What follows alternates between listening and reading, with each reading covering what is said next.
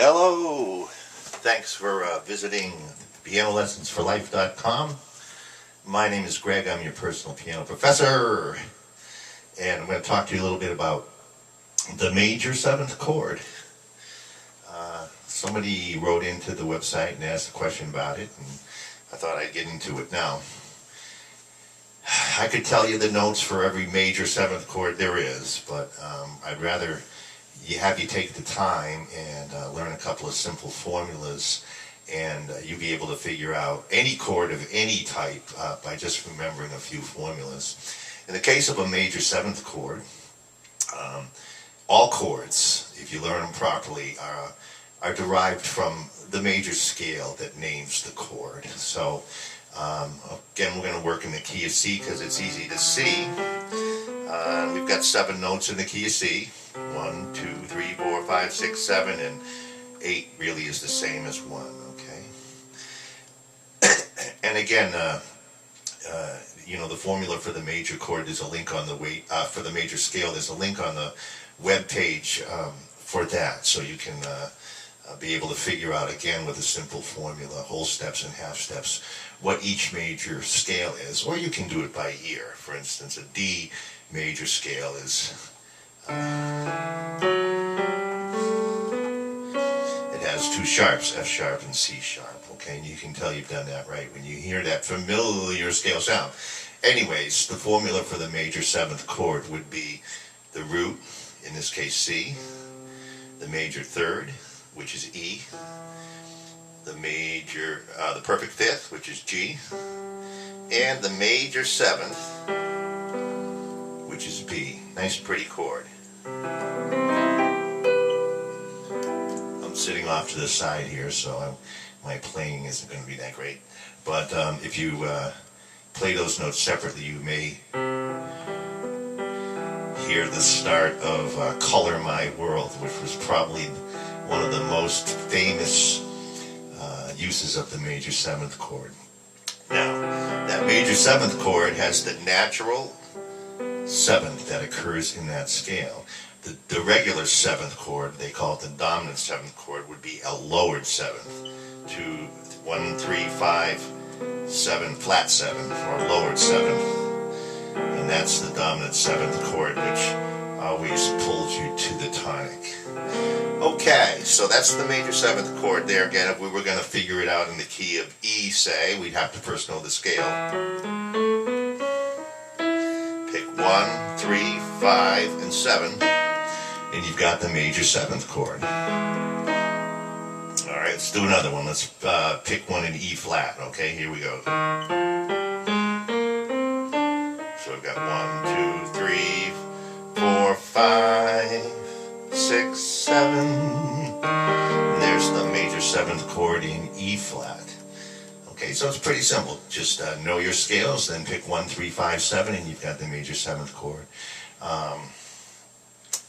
It's a very kind of a pretty chord, and you'll hear it. Used to hear it in a lot of jazz standards, and then popular rock music. You didn't hear it so much until the 70s, and then there were a bunch of popular songs that I listed on the webpage that you can hear the use of the major seventh chord. And again, it occurs naturally as a diatonic chord in each key too. The 1 chord, the tonic chord, and the subdominant or 4 chord would also be major seventh. As we go up diatonically, we got C major seventh, D minor seventh, E minor seventh, F major 7, G dominant 7, A minor 7, and then B minor 7 flat 5. So 1 and 4 in any key are going to be major seventh chords diatonically. And let's play a little with a couple of major seventh chords here. Let me see if I can move that up. Sorry about that. F major 7, C major 7, F major 7, C major 7.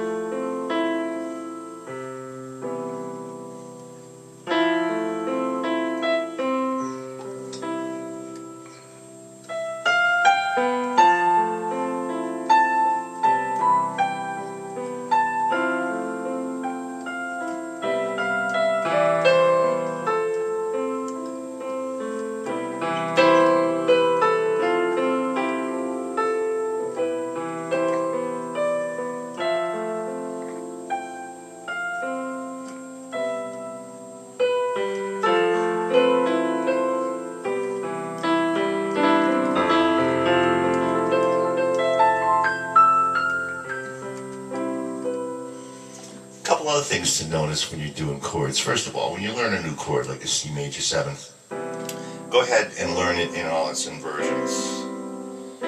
Okay, we got root position, first inversion, second inversion, and third inversion. And go ahead and do that. And also you might notice too that, geez, if I take the root off of that chord, it's an E minor chord. If I add a third down below, this becomes an A minor 9, really. So we've got A, C, E, G. So that's an A minor 9 chord. Okay. If we add a third on the top there, we've got a C major 9 chord. And there's 11.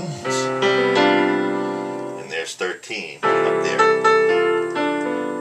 And there's a lesson on chord extensions also on my website, pianolessonsforlife.com. Again, it's just a little bit about the major 7th chord, and hope you got something out of this lesson. Just remember, know your scales, and then a few simple formulas will help you figure out any chord that you come across. Again, if you haven't been to the website, go, and make sure you contact me, let me know how you're doing, give me the flavor of your life, and ask any questions you might. Once again, my name's Greg, your personal piano professor. Be blessed.